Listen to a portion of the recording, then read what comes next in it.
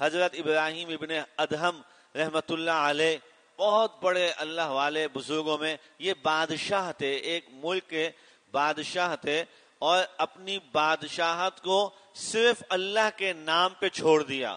اپنے محل میں سے ہی اپنی ایک گدڑی، ایک چادر اٹھائی، کندھے پہ ڈالی اور نکل گئے صحرا کی طرف. بولا مجھے نہیں چاہیے سلطنت و بادشاہ.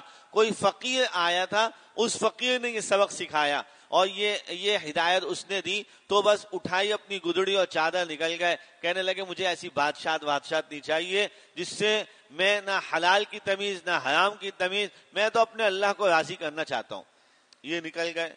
بہرحال اللہ تعالیٰ نے بڑا مرتبہ مقام عطا فرمایا، بڑے وقت کے بزرگ اور ولی بنے.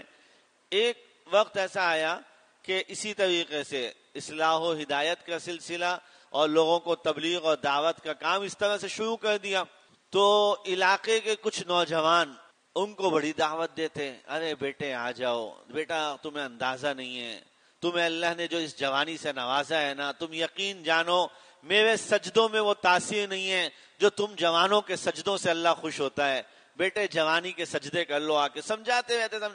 لیکن بعض محلے میں بگڑے ہوئے جوان تھے، مالدار باپ کی اولاد، بگڑی ہوئی اولاد بعض رہتے تھے، وہ مانتے ہی نہیں تھے. اور بولا میاں بڑے میاں جاؤ یار، تم تو ہر وقت بس یہی بات رہے گی تمہارے پاس، کیا ملتا ہے سجدے میں؟ ہم نے کیے کوئی ایسی سجدے چل رہے، نماز چل رہے، بس ٹھیک ہے. حضرت سمجھاتے رہتے، نہیں مانتے. ایک مرتبہ حضرت کہیں سے تشریف لا رہے تو دیکھا کہ وہی جو سب سے زیادہ بدتمیز لڑکا تھا وہ کہیں راستے میں سڑک پہ پڑا ہوا، اوندھے منہ، الٹے منہ پڑا ہوا، اور منہ سے جھاگ نکل رہا ہے، گندگی نکل رہی. معلوم ہوا کہ جناب اس نے انتہا سے زیادہ کہیں پہ شراب وراب پی تھی، تو اس کے بعد اس کو الٹیاں متلی اور یہ کیفیت، اور پھر بے ہوش ہو کے کہیں گرا ہوا. حضرت ابراہیم ابن ادہم چند قدم آگے چلے گئے. پھر ایک دم خیال آیا کہ گناہ سے نفرت کرنی چاہیے، گناہگار سے نفرت نہیں کرنی چاہیے. یہ ہے تو میرے اللہ کا بندہ ہی، آؤ چلو اس کو اٹھا لیتا ہوں. اب وہ اس زمانے کا وقت، رات کی تاریکی، سنسان کا عالم.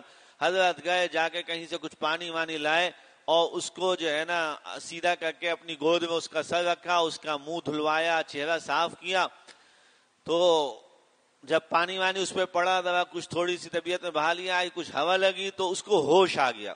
جب اس جوان کو ہوش آیا تو اس نے جب حضرت کا شکل دیکھ، بولا حضرت آپ اور مجھ جیسے نالائق اور بدبخت انسان کو آپ نے گود میں اپنی سر رکھ لیا، آپ نے میرے ساتھ اتنی شفقت کا معاملہ کیا.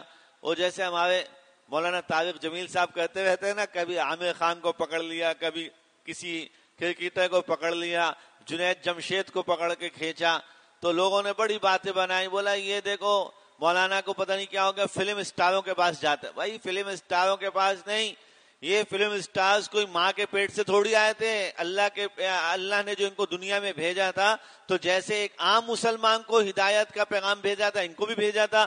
یہ تو ماحول اور معاشرے نے ان کو غلطی میں لگا دیا، کوتاہی میں لگا دیا تھا، اور وہ گانے اور باجے اور اس میں پڑ گئے تھے. ان کی اصل تو وہی ہے کہ اللہ کی صدائیں ان کی آوازوں سے نکلنی چاہیے. تو مولانا بھی جا کے اس لیے کبھی کسی کو پکڑتے ہیں، کبھی کسی کو، اور کتنے لوگ ماشاءاللہ اس طریقے سے چل پڑے. تو حضرت ابراہیم ابن ادہم رحمۃ اللہ علیہ نے جب اس کو منہ صاف کیا، اس نے کہا حضرت آپ جیسے آدمی نے مجھے اس طرح سے اٹھایا. تو اللہ رب العالمین نے اس نوجوان کی ہدایت کا اسی کو ذریعہ بنا دیا، اسی واقعے کو، اسی قصے کو، کہ اس نے کہا کہ یہ اتنے اللہ والے آدمی اور میرے سے ان کو اتنی محبت کہ میں جب میرا کوئی دوست کوئی یار کام نہیں آیا، اس وقت میں ہی کام آئے. تو وہ آ گیا، حضرت سے تعلق قائم کر لیا، دینی رشتہ قائم کر لیا، بیعت کا تعلق ہو گیا، خانقاہ میں آنے لگا، جانے لگا.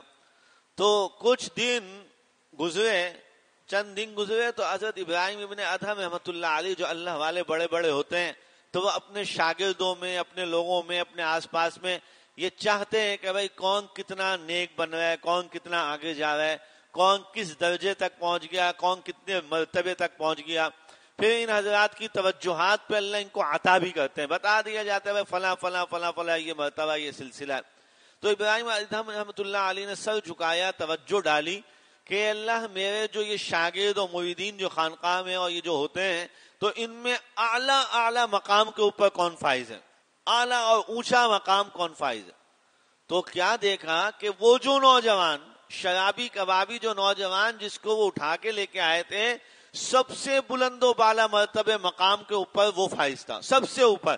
وہ جو لوگ سال سے وہ اپنی پیشانیاں گھس رہے تھے اور سجدوں میں اور لگے ہوئے تھے ذکر و اذکار کے بڑے بڑے حلقوں میں، وہ سب بعد میں یہ شخص اتنا آگے. ابراہیم ابن ادہم رحمۃ اللہ علیہ بڑے حیران ہوئے کہ یا اللہ یہ جوان تو میں اس حال میں اٹھا کے لایا تھا، اتنی گندگی کی حالت تھی اور اتنی الٹی باتیں اور یہ سب کچھ کیا کرتا تھا، آپ نے اس کو یہ مرتبہ مقام کس عمل پہ عطا فرما دیا، کس عمل پہ. ہاں بعض اوقات شیوخ جو ہے نا وہ اپنے متعلق لوگوں کے عمل سے بھی حیران ہو جاتے ہیں. جیسے خود رسول اللہ صلی اللہ تعالی علیہ وسلم حضرت بلال کے عمل سے حیران ہو گئے، حضرت ابو ذر غفاری کے عمل سے حیران ہو گئے. بلال رضی اللہ تعالیٰ عنہ سے پوچھا، بلال اپنا عمل تو بتاؤ، کون سا عمل ہے تمہارے پاس کہ جب میں معراج کی رات جنت میں گیا تو اپنے قدموں سے آگے آپ کے قدموں کی آہٹ سنی، کون سا عمل کرتے ہو، کون سا عمل کرتے ہو؟ حضرت بلال سے پوچھا. اور حضرت ابو ذر غفاری سے پوچھا، ابو ذر اپنا عمل تو بتاؤ، کیا عمل کرتے ہو؟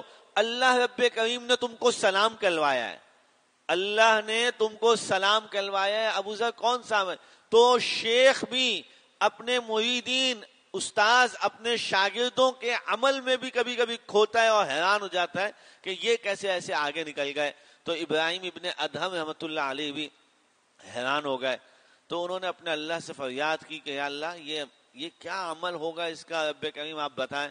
تو ایک غیبی آواز آئی کہا ابراہیم تم نے اس کو جس گندی حالت کے اندر دیکھا تھا یہ اس قابل نہیں تھا کہ تم اس کو اٹھاتے، یہ اس قابل نہیں تھا کہ تم اس کے قریب بھی جاتے، یہ اس قابل نہیں تھا کہ تم اس کا منہ دھلاتے، یہ اس قابل نہیں تھا کہ تم اس کا سر اٹھا کے اپنی گود میں رکھتے.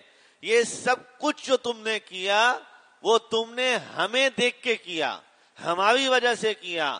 والذین جاہدوا فینا، جو مجاہدہ اللہ کے لیے کیا جاتا ہے.